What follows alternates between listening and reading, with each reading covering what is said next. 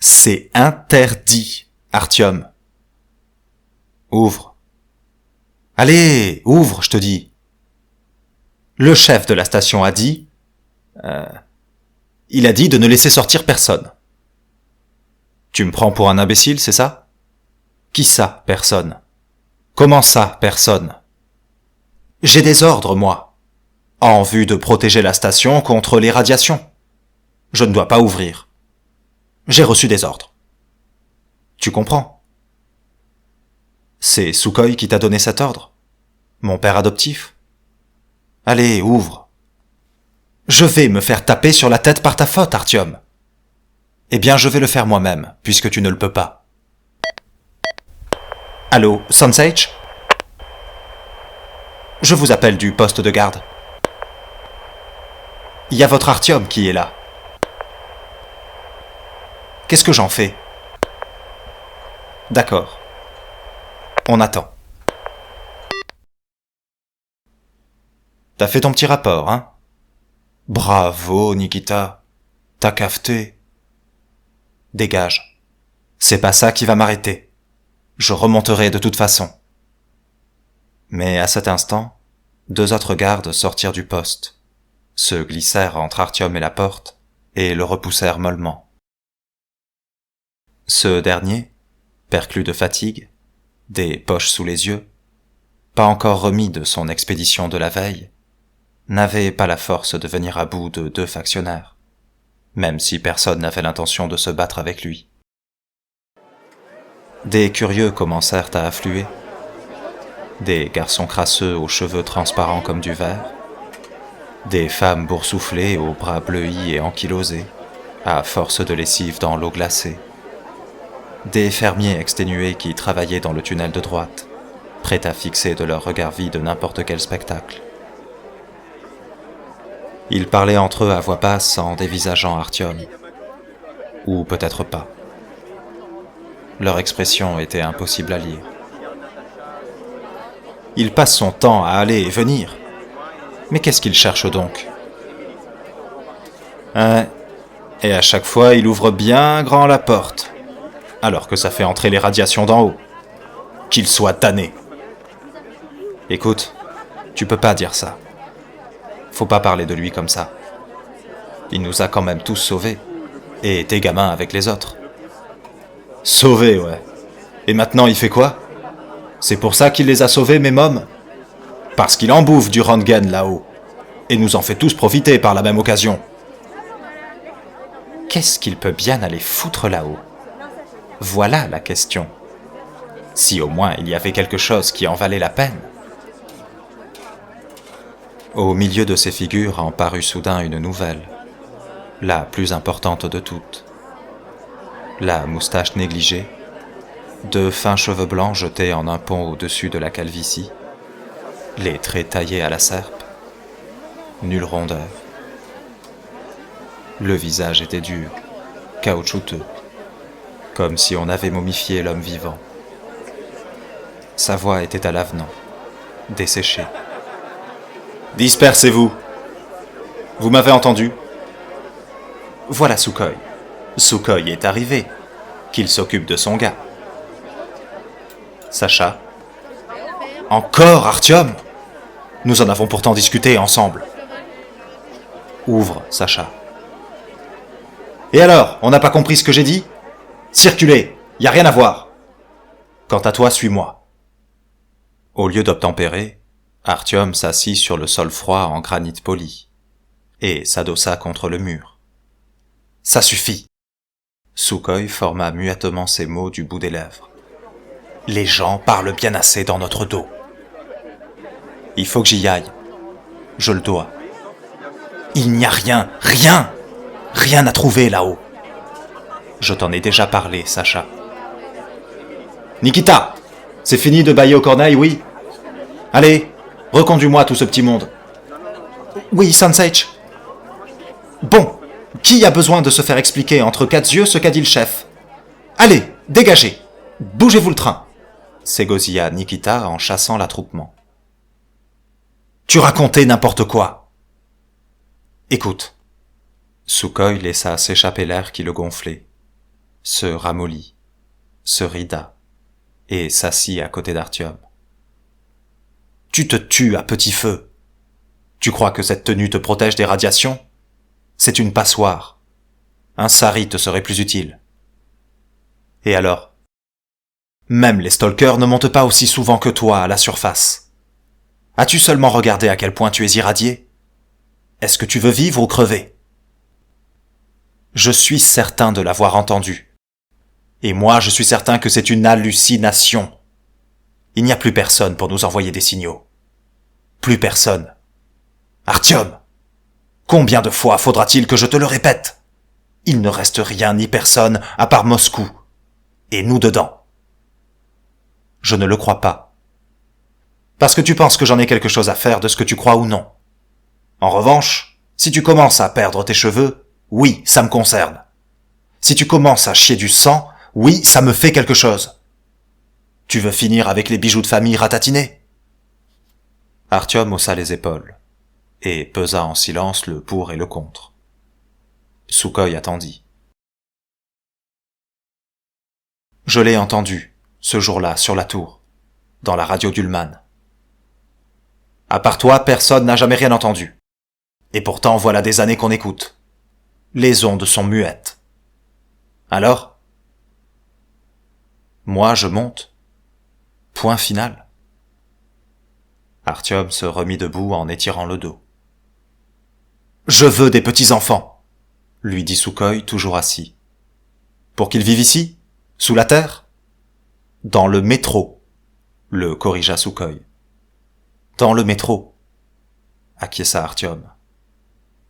Et ils n'y vivront pas si mal. Au moins, ils naîtront. Parce que là... Dis-leur d'ouvrir, Sacha. Sukhoi fixait le granit noir scintillant. Quelque chose devait y être digne de son intérêt. As-tu entendu ce que disent les gens? Ils disent que tu as perdu la boule, ce jour-là, dans la tour. Artyom força un sourire monstrueux et inspira profondément. Pour avoir des petits-enfants, tu sais ce qu'il aurait fallu, Sacha? Il aurait fallu que tu fasses des gosses. Tu aurais pu les faire marcher à la baguette. Et les petits-enfants auraient été tes portraits crachés, au lieu de ressembler à Dieu sait qui. Sukhoi serra les paupières. Une seconde passa. Nikita, ouvre-lui. Qu'il se casse. Qu'il se crame, je m'en fous. Nikita obéit en silence. Artyom hocha la tête d'un air satisfait. Je reviens bientôt, dit-il à Sukhoi une fois entré dans le sas de décontamination.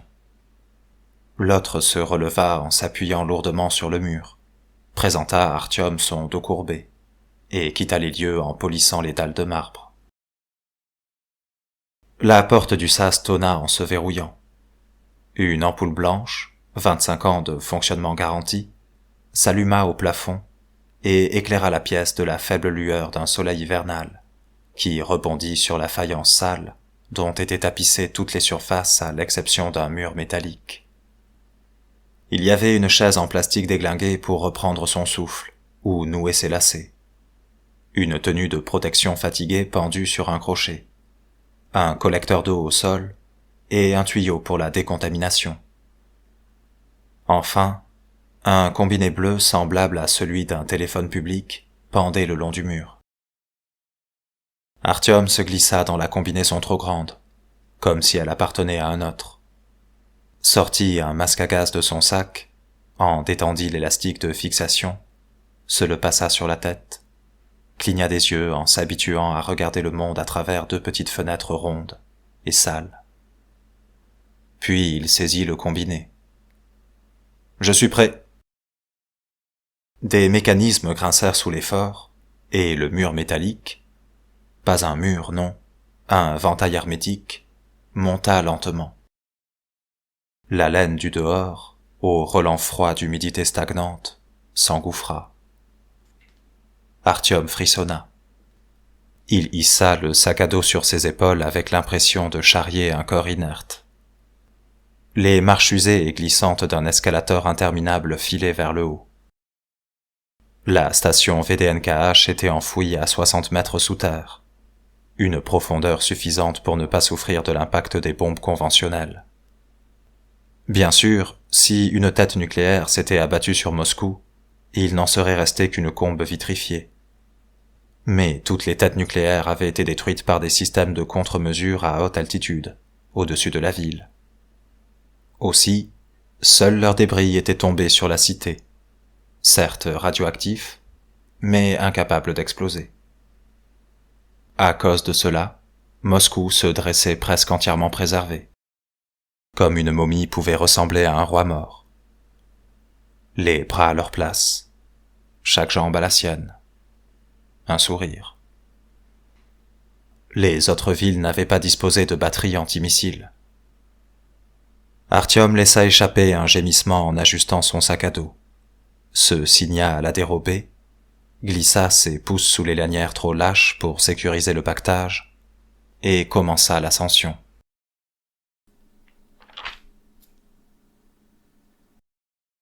La pluie tambourinait sur le casque en métal, mais Artyom avait l'impression qu'elle lui martelait directement la tête dans un vacarme sourd. Ses bottes montantes en caoutchouc se noyaient dans la boue. La rouille ruisselait de quelque part en haut vers quelque part en bas. Le ciel était saturé de nuages, à s'en sentir étouffé, et les bâtiments déserts s'élevaient tout autour, rongés par le temps. Il n'y avait personne dans cette ville. Voilà 20 ans que toute âme l'avait abandonnée. Au bout de l'allée formée de souches chauves et humides, on apercevait l'arche cyclopéenne qui marquait l'entrée du parc des expositions VDNKH. En voilà un cabinet de curiosités. Dans des temples faussement antiques, on exposait les embryons d'espoir de la grandeur à venir. L'avènement de la grandeur était imminent. C'était pour demain. Seulement, c'est demain qui n'est jamais arrivé. C'était un sale endroit, VDNKH. À peine 2 années plus tôt, tout un tas de saloperies vivaient là. Désormais, il n'y avait plus rien. Il y avait eu toutes ces promesses quant à la baisse prochaine du taux de radiation et d'un début de possible retour à la surface. Après tout, ça pullulait de mutants là-haut. Et les mutants, c'est aussi du bétail, même dénaturé. Ce fut le contraire qui arriva.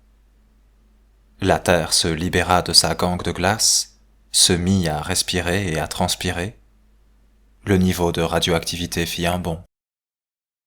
Les mutants s'étaient accrochés à la vie de toutes leurs griffes, mais ceux qui ne prirent pas la fuite crevèrent. L'homme, lui, installé sous terre, dans les stations de métro, n'avait aucune intention de mourir. Il ne lui faut pas grand-chose à l'homme. Il pourrait en remontrer à tous les rats. Le compteur crépitait. À sa prochaine sortie, se disait Artyom, il ne l'emporterait pas avec lui. Ce n'était qu'un poids mort. Quelle différence cela faisait-il en fin de compte? Que mesurait-il en réalité?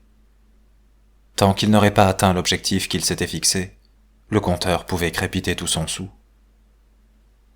Laissons-les parler, hein, Jennia? Qu'ils pensent donc que j'ai perdu la boule? Ils n'y étaient pas, eux, ce jour-là, au sommet de la tour. Ils ne rampent plus hors de leur métro. Comment le seraient-ils, hein? Perdu la boule, je les ai bombardés. Je leur expliquerai. Au moment précis où Ullman a déployé l'antenne en haut de la tour, alors qu'il cherchait la bonne fréquence. Il y a eu quelque chose. Je l'ai entendu.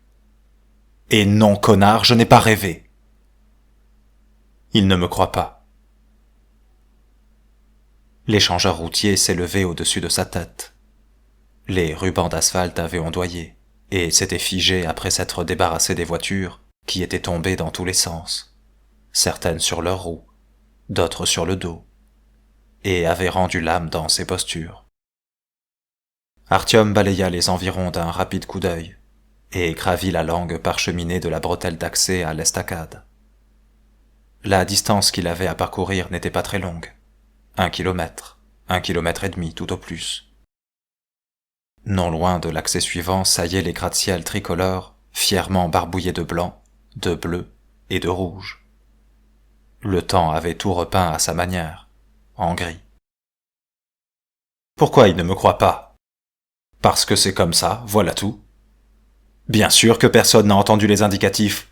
Mais d'où les cherche-t-il, ces indicatifs? Dessous la terre. Personne ne va monter à la surface pour ça, pas vrai? Réfléchis toi-même. Est-ce que c'est vraiment crédible que personne à part nous n'ait survécu? Personne. Vraiment. Sur toute la planète. Dis, c'est de la connerie. C'est pas de la connerie, ça? Il ne voulait pas regarder la tour Ostankino, mais c'était impossible de ne pas la voir. Qu'on lui tournât ou non le dos, elle restait toujours quelque part dans le champ de vision, comme une rayure sur le verre d'un masque à gaz. Noire, brute, décapitée, on eût dit un avant-bras au poing serré sorti de sous la terre, comme si un titan avait voulu se hisser à la surface, mais était resté coincé dans la glaise rousse moscovite. La terre compacte, froide et humide, l'avait prise dans son étau. Prise et écrasée. Quand j'étais sur la tour l'autre fois, Artyom eut un mouvement raide de la tête en direction de l'édifice. Quand il balayait les ondes pour capter l'indicatif de Melnik, à travers le chuintement, je suis prêt à te le jurer sur ce que tu veux, il y avait un truc. J'ai entendu quelque chose. Deux colosses surplombaient la forêt nue. Le travailleur et la kolkhosienne, l'un et l'autre dans leur pose singulière. Patinaient-ils sur la glace? Dansaient-ils un tango? Sans se regarder, comme asexués? Que voyaient-ils? De leur hauteur, apercevaient-ils ce qui se cachait derrière l'horizon? À sa gauche se dressait la satanée roue de VDNKH, aussi gigantesque que le rouage du mécanisme qui faisait tourner la Terre. Mais comme le mécanisme, la roue s'était figée 20 ans plus tôt, et rouillait tranquillement. Le ressort était en bout de course. Sur la roue était inscrit 850. C'était l'âge que venait d'avoir Moscou quand elle avait été érigée. Artyom se dit qu'il était inutile de corriger ce nombre. Le temps s'arrête quand il n'y a plus personne pour le compter. Des gratte-ciels laids et tristes, autrefois peints en blanc, bleu et rouge, occupaient désormais la moitié de son champ de vision. Ils étaient tout près. C'étaient les bâtiments les plus hauts des alentours, si on ne tenait pas compte de la tour. Exactement ce qu'il lui fallait. Artyom renversa la tête pour en observer le sommet. Aussitôt, il ressentit des douleurs aux genoux. Peut-être aujourd'hui, demanda-t-il sans point d'interrogation, tout en sachant pertinemment que les oreilles célestes étaient bouchées par la ouate nuageuse. Là-haut, personne n'entendit rien, bien sûr. Une entrée d'immeuble. Une entrée comme tant d'autres. Un interphone hors d'usage. Une porte métallique privée de courant. Dans l'aquarium du concierge, un chien mort. Le grincement des boîtes aux lettres dans le courant d'air. Elle ne contenait ni courrier ni rebut publicitaire. Tout avait été ramassé voilà bien longtemps. Ramassé et brûlé, ne fût-ce que pour se réchauffer les mains. En bas, 3 ascenseurs allemands grands ouverts, brillant de 1000 feux de leurs parois inoxydables. Comme si à cet instant il était toujours possible de les emprunter, pour gagner le sommet de ce gratte-ciel. Pour cela, Artyom les haïssait de tout son cœur. Et, juste à côté, une porte réservée aux pompiers. Artyom savait ce qu'elle dissimulait. Il avait déjà compté 46 étages à pied. L'ascension du mont Golgotha se faisait toujours à pied. Toujours à pied. Le sac à dos pesait désormais 1 tonne, et cette tonne écrasait Artyom contre le béton, l'empêchait d'avancer, brisait son rythme. Pourtant, il n'en avait cure. Il mettait un pied devant l'autre comme un automate, et, comme un automate, il soliloquait en boucle. Et quand bien même il n'y aurait pas de système antimissile, pas grave, il devait bien quand même, quelque part, des gens. Pourquoi il n'y en aurait qu'ici? Seulement à Moscou, seulement dans le métro. La terre, hein, elle est bien là, pas partie en miettes. Le ciel se dégage. C'est pas possible que tout un pays, et l'Amérique, et la France, et la Chine, la Thaïlande par exemple, qu'avait-elle jamais fait contre quiconque? Elle ne méritait pas d'être...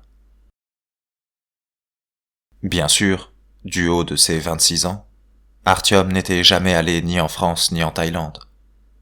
L'ancien monde, il ne l'avait que brièvement croisé. Il était né trop tard. La géographie du Nouveau Monde, elle, était bien plus chiche. La station VDNKH, la station Loubianka, la station Arbatskaya, la ligne circulaire.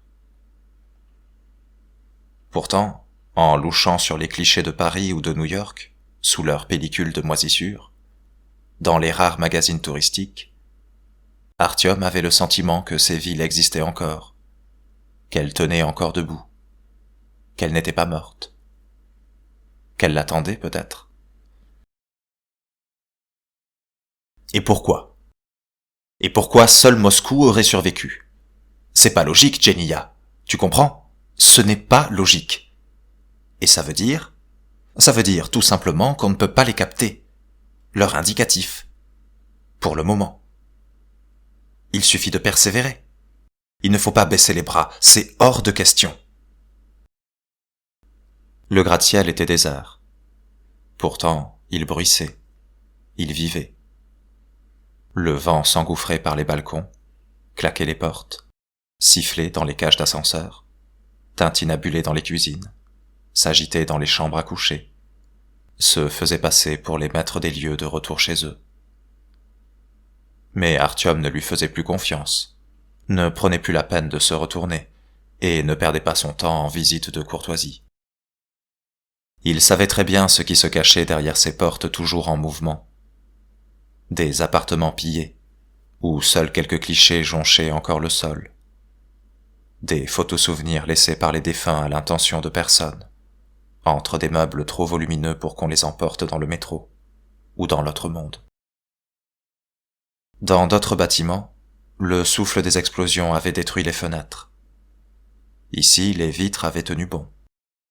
Mais après 20 ans d'empoussièrement, elles étaient atteintes de cataracte. Avant, dans certains appartements, on pouvait tomber sur un ancien propriétaire. Le masque à gaz enfoui dans un jouet quelconque. La soupape expiratoire laissant filtrer un bruit nasillard de sanglots. Ceux-là n'entendaient jamais qu'on s'était approché d'eux par derrière. Certains étaient restés couchés à côté de leur jouet ridicule, un trou dans le dos, alors que d'autres, en s'en apercevant, comprenaient aussitôt qu'il n'y avait plus de chez soi à la surface, qu'il n'y avait plus rien du tout. Du béton, de la brique, de la boue, de l'asphalte crevassé, des eaux jaunies. Tout était mort, détruit, éventré. Sans oublier les radiations, bien sûr. Il en était ainsi à Moscou. Donc il en était ainsi dans le reste du monde. Plus de vie nulle part, sauf dans le métro. C'était un fait connu de tous. De tous, sauf d'Artyom. Et s'il se trouvait de par le vaste monde un autre lieu propice à accueillir l'homme, à accueillir Artyom et Anna, tous les habitants de leur station. Un endroit où il n'y aurait pas de plafond en fonte au-dessus de leur tête, et où l'on pourrait grandir jusqu'aux cieux. Quelque part où l'on pourrait se construire une maison à soi, une vie à soi, et de ce point d'origine, commencer à repeupler peu à peu toute la terre. Tous ceux de la station, je les y installerai. Ils vivraient, dehors. 46 étages. Il aurait pu s'arrêter au 40e étage, et même au 30e. Personne n'avait jamais dit à Artyom qu'il fallait absolument escalader le gratte-ciel jusqu'au sommet. Cependant, pour une raison inconnue, il s'était mis en tête que s'il devait réussir à capter quelque chose, ce serait là-haut, sur le toit. Bien sûr, ce n'est pas aussi haut que sur la tour, l'autre fois. Mais... Les oculaires du masque à gaz étaient embués. Son cœur cherchait à sortir de sa cage thoracique, et quelqu'un prenait un malin plaisir à fouiller entre ses côtes, avec une pierre à aiguiser. La respiration à travers les filtres devenait de plus en plus difficile. Le filet de vie se faisait ténu. Alors, quand il atteignit le 45e étage, Artyom arracha sa peau de caoutchouc trop étroite, comme il avait fait sur la tour 2 ans plus tôt. Il but une longue goulée d'air doux et amer. Un air très différent de celui du métro. Un air frais. La hauteur. Peut-être. Là-bas, ça fait 300 mètres. La hauteur, alors. Peut-être. Peut-être à cette hauteur. Capté. Il se libéra du sac à dos et le posa par terre. Il avait réussi à le traîner jusque-là. Il s'arc-bouta sur ses jambes, le dos raidi contre la trappe. La fille basculait à l'extérieur et se hissa sur le toit. Et ce ne fut qu'à cet instant qu'il s'effondra. Couché sur le dos, il regardait les nuages qu'il aurait pu toucher s'il avait tendu le bras. Négocier avec son cœur, s'efforcer de calmer sa respiration. Puis il se leva. La vue qui s'offrait à lui, c'était comme mourir, commencer son ascension vers le paradis et se heurter soudain à une cloche en verre, bloquée, ballottée de ci de là. Une chose pourtant serait certaine, le retour en bas depuis une telle altitude était impossible. Quand on s'apercevait que, vu d'en haut, tout ce qui se trouvait sur terre avait des airs de jouer, comment le prendre encore au sérieux? À proximité se dressaient 2 gratte-ciels identiques aux siens, jadis colorés, désormais gris. Mais Artyom venait toujours dans le même. Il était en terre inconnue. L'espace d'une seconde, une meurtrière apparut entre les nuages, et à travers elle le soleil darda ses rayons. Artyom eut l'impression de percevoir un scintillement, venu de l'immeuble voisin, du toit ou d'une fenêtre empoussiérée du dernier étage. Comme si quelqu'un avait attrapé le ray de lumière sur un miroir. Mais le temps de se retourner, l'astre s'était de nouveau barricadé derrière la muraille grise, et le reflet disparut, pour ne plus réapparaître. Artyom avait beau détourner le regard, ses yeux glissaient de leur propre chef vers la nouvelle forêt qui poussait à l'emplacement du jardin botanique, et vers la clairière noire et vide en son cœur. Une terre morte, comme si le Seigneur y avait versé des restes de soufre brûlant. Mais non, cette œuvre n'était pas celle du Seigneur. Le jardin botanique. Artyom en avait un souvenir très différent. C'était d'ailleurs la seule chose qu'il se rappelait de l'ensemble du monde d'avant-guerre. Voilà qui était singulier. Toute sa vie était faite de faïence, de tubulures, d'eau suintant des plafonds et ruisselant le long des rails, de marbre et de granit, de chaleur suffocante et de lumière électrique. Pourtant, elle contenait une infime parcelle d'autre chose.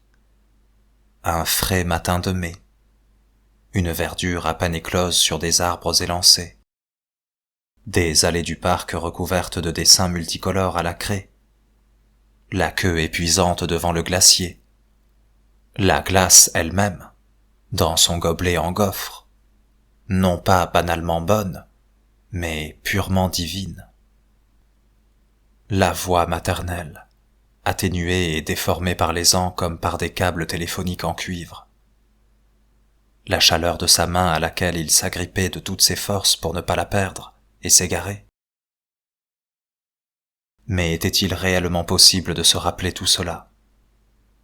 Sans doute pas. Cette parcelle d'autre chose semblait si déplacée et impossible qu'il était difficile de savoir avec certitude si elle appartenait au songe ou au réel. Pourtant, comment en rêver si on ne l'avait jamais connue? Les dessins à la craie sur les allées flottaient devant les yeux d'Artyom, tout comme les raies de lumière qui dardaient à travers le feuillage ajouré, tout comme la glace qu'il tenait à la main et les canards oranges sur le miroir brun de l'étang, tout comme les pontons branlants qui l'enjambaient. Il avait tellement peur de tomber dans l'eau, mais plus encore d'y laisser choir la glace dans son gobelet en gaufre. En revanche, il était incapable de se rappeler le visage de sa mère. Il essayait de l'évoquer, se suppliait de l'entrevoir, ne fût-ce qu'en rêve, même pour l'oublier de nouveau le matin venu. En vain. Était-il possible qu'il n'y eût pas un minuscule recoin dans sa tête où sa mère eût pu se réfugier et attendre que passent la mort et les ténèbres? De toute évidence, non. Comment un être pouvait-il exister et disparaître sans laisser de traces? Et ce jour-là, ce monde-là, comment avait-il pu s'anéantir? Il avait été là, tout près. Il suffisait de fermer les yeux. On pouvait sûrement y retourner. Il était impossible qu'ils ne se fussent pas préservés quelque part sur cette terre, et il devait appeler à eux tous les égarés. « Nous sommes ici. Où êtes-vous » Il suffisait seulement de les entendre. Il suffisait seulement de savoir écouter. Artyom cligna des yeux et se frotta les paupières pour que sa vue se focalise sur le jour présent, et non celui d'il y avait 20 ans. Il s'assit et ouvrit le sac à dos. À l'intérieur, il y avait une radio, du matériel militaire encombrant vert cabossé, ainsi qu'un autre appareil du même tonneau, une boîte métallique munie d'une manivelle, une dynamo qu'il avait bricolée lui-même. Tout au fond du sac, une quarantaine de mètres de fil, l'antenne de ce dispositif. Artyom noua les fils ensemble, fit le tour du toit en déroulant son écheveau, essuya la sueur sur son visage et remit à contre-cœur son masque à gaz. Il glissa sa tête dans l'étau du casque, caressa les touches et tourna la manivelle de la dynamo. Une diode clignota, un bourdonnement s'éleva et il sentit des vibrations dans la paume de sa main. La machine prenait vie. Dans un claquement sec, il fit jouer l'interrupteur à bascule. Il ferma les yeux, craignant que la vue l'empêchât de capter dans le ressac de bruit blanc la bouteille jetée à la mer d'un continent lointain où des gens avaient survécu. Il se laissa bercer par les ondes. Il tournait la manivelle, comme si, allongé sur un radeau gonflable, il ramait de sa main. Le casque siffla, puis émit une plainte à peine audible. Dans le chuintement ambiant, tout sauta enfin, comme atteint de phtisie, et se tut, avant de reprendre la même litanie. Artyom avait l'impression d'errer à la recherche d'un interlocuteur dans une aile d'hôpital, où des tuberculeux auraient été mis en quarantaine sans qu'aucun d'eux ne fût conscient. Il n'y croisait que des infirmières à l'air sévère, qui plaquaient l'index contre les lèvres et hissaient un long « chut ». Nul ne voulait lui répondre. Nul n'escomptait être en vie. Rien de Saint-Pétersbourg, rien d'Ekaterinbourg. Londres demeurait silencieuse, tout comme Paris, Bangkok et New York. Voilà longtemps que cela n'intéressait plus personne de savoir qui avait commencé la guerre, ni d'en connaître les raisons. À quoi bon? Pour l'histoire? L'histoire était écrite par les vainqueurs. Il ne restait donc plus personne pour s'acquitter de cette tâche, et bientôt ce seraient les lecteurs qui viendraient à manquer. Chut. Les ondes étaient vides. Un vide sans fin. Des satellites de communication désœuvrés tournaient sur leur orbite, mais personne ne les appelait, et devenant fous de solitude, ils se jetaient sur la Terre, préférant finir brûlés en traversant l'atmosphère qu'errer indéfiniment. Pas un mot de Pékin. Tokyo était une tombe. Pourtant, Artyom ne cessait de tourner cette maudite manivelle. Tourner, ramer, ramer, tourner. Il régnait sur les ondes un tel silence, un silence impossible, insupportable. Ici Moscou, ici Moscou, répondez. C'était sa voix qu'Artyom entendait, comme d'habitude. Il avait perdu patience, incapable d'attendre davantage. Ici Moscou, nous vous écoutons, répondez. Ne pas s'arrêter, ne pas capituler. Saint-Pétersbourg, répondez. Vladivostok, répondez à Moscou. Rostov, répondez. Que t'arrive-t-il, Saint-Pétersbourg? Est-il possible que tu aies été aussi fragile? Plus fragile que Moscou? Qu'est-ce qui occupe ta position désormais? Un lac vitrifié? As-tu été dévoré par la moisissure? Pourquoi ne réponds-tu pas? Dis-moi. Où es-tu passé, Vladivostok, ville fière à l'autre bout du monde? Toi si loin de nous. Est-il possible qu'on t'ait empoisonné, toi aussi? Est-il possible que personne n'ait eu pitié de toi? Répondez, Vladivostok. Ici Moscou. Le monde entier gît face contre terre, la figure dans la boue, insensible aux gouttes de pluie qui lui martèlent inlassablement le dos, sans prendre conscience que son nez et sa bouche sont remplis d'une eau saumâtre. Moscou, elle, se tient debout, sur ses jambes, comme vivante. Et alors, vous avez tous clamsé ou quoi? Peut-être étaient-ce les âmes qui lui parlaient ainsi à travers les ondes. Peut-être était-ce le bruit des radiations. La mort devait bien avoir une voix, elle aussi. Et c'était sans doute à cela qu'elle devait ressembler, à un chuchotement. Tssss. Allons, allons, doucement, calme-toi, calme-toi. Ici Moscou, répondez. Peut-être allait-on capter son appel, là, à cet instant. Il entendrait soudain dans son casque quelqu'un tousser, et une lointaine voix inquiète crier pour couvrir le bruit blanc. « Nous sommes là, Moscou! Je vous entends! Je vous reçois! Moscou, ne coupez pas! Je vous entends! Oh mon Dieu, Moscou! Moscou vient de sortir sur les ondes!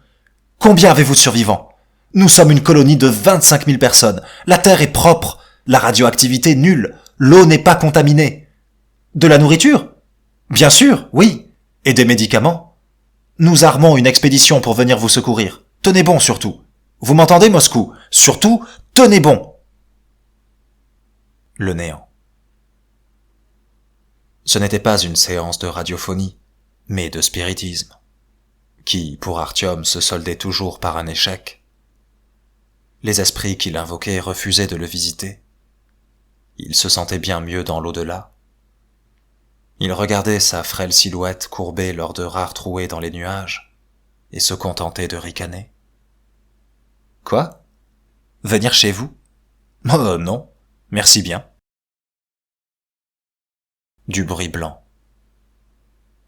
Il cessa de tourner la satanée manivelle, arracha le casque, se leva, enroula le câble de l'antenne lentement, avec soin, s'astreignant à cette démarche précautionneuse, parce qu'en réalité, sa seule envie était de le déchirer en morceaux et de jeter le tout depuis le 46e étage.